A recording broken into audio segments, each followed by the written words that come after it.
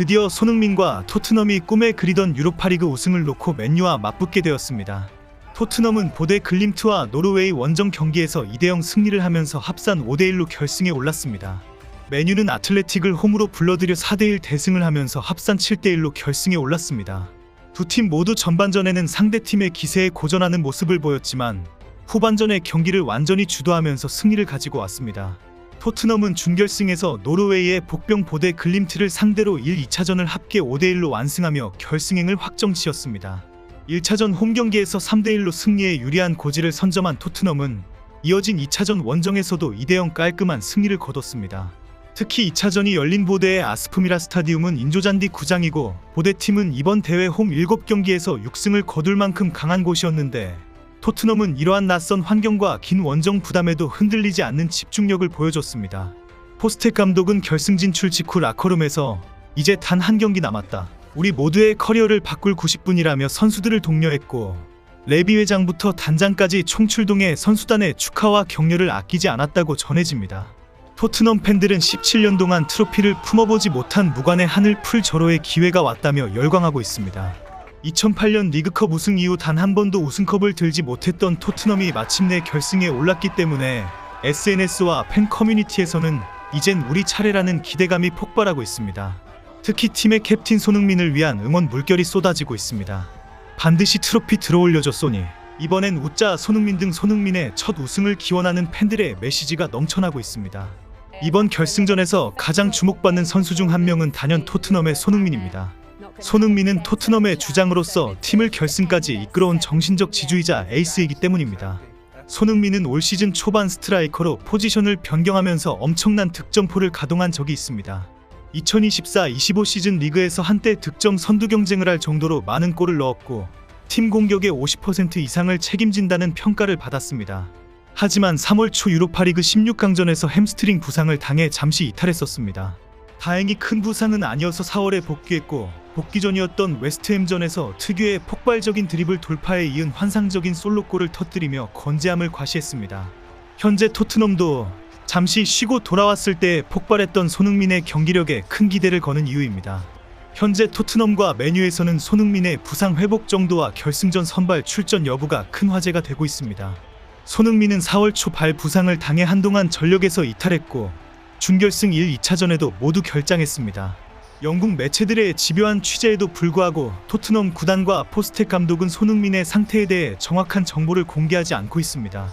다만 포스텍 감독은 손흥민은 복귀를 위해 노력하고 있다는 원론적 입장만 밝히고 있습니다. 일각에서는 손흥민의 부상이 심각하지 않으며 결승전을 위해 특별 훈련을 하고 있다는 소식도 흘러나오고 있습니다.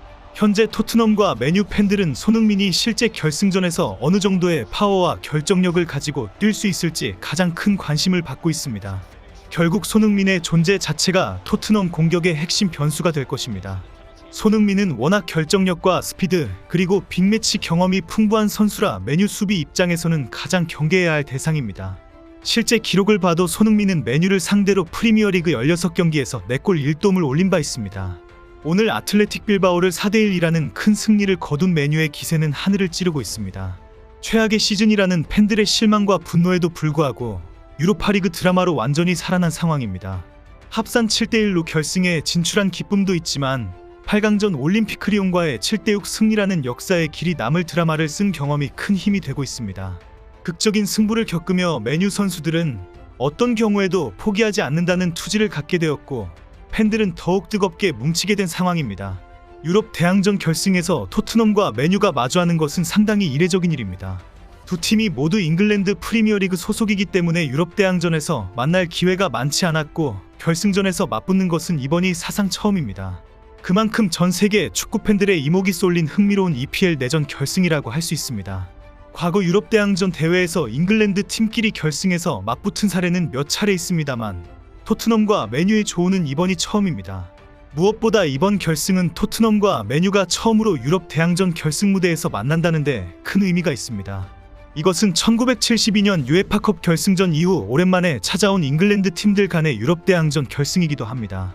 최근 맞대결 흐름만 보면 토트넘이 맨유에 밀리지 않고 오히려 좋은 기억을 안고 있는 상황입니다. 2020년 10월 올드 트래퍼드 원정 경기에서 토트넘이 6대1로 대승을 거둔 적이 있었습니다. 당시 손흥민과 해리케인이 각각 2골씩 폭발하며 맨유 수비를 무너뜨렸고, 그 패배는 맨유 입장에서 당시 시즌의 치욕으로 회자되기도 했습니다. 또 2018년 8월에도 토트넘이 원정에서 3대0 승리를 거두며 30년 만에 올드 트래퍼드 승리를 따냈고, 비교적 최근인 2023년 8월 프리미어리그 맞대결에서는 토트넘이 홈에서 맨유를 2대0으로 꺾었습니다. 2024년 9월 원정 경기에서 토트넘이 맨유를 3대0으로 완파하며 에릭 테나흐 감독을 압박했고, 2025년 2월 런던에서 열린 리턴 매치에서도 1대0으로 토트넘이 승리한 바 있습니다. 결승전은 맨유 수비의 데인마크와 더블팀 수비가 손흥민에게 집중될 가능성이 높습니다. 맨유는 오른쪽 풀백으로 수비력이 좋은 완비사카를 기용해 손흥민을 막는 전략을 쓸 것으로 보입니다. 완비사카는 빠른 윙어들을 1대1 마크하는데 강점을 보여왔고, 실제로 과거 손흥민과의 맞대결에서 몇 차례 좋은 수비를 선보인 바 있습니다. 반대로 손흥민 입장에서도 완비사카는 까다로운 상대일 수 있습니다. 하지만 손흥민은 단순한 드리블러가 아니라 오프더볼 무브먼트, 즉 공 없을 때 공간 침투하는 움직임이 뛰어나기에 수비 한두 명의 집중 마크를 교묘히 벗어나는 능력이 있습니다. 맨유 센터백 라인이 올 시즌 집중력 부족으로 실수를 범한 장면들이 많았는데, 손흥민은 이러한 틈을 놓치지 않고 침투에 들어가 일격을 가할 수 있습니다.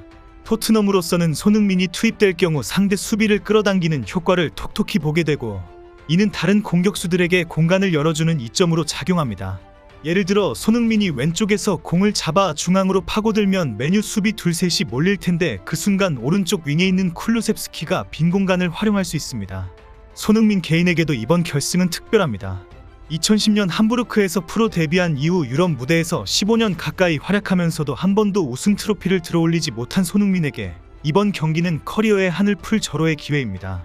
손흥민은 2019년 챔피언스리그 결승, 2020년 리그컵 결승 등 몇 차례 준우승에 아쉬움을 겪었고, 국가대표로도 아시안게임 금메달은 있지만 토트넘 선수로서는 우승 경험이 없습니다. 그런 손흥민이 마침내 주장 완장을 차고 팀을 유럽 결승까지 견인했으니 누구보다 간절할 것입니다.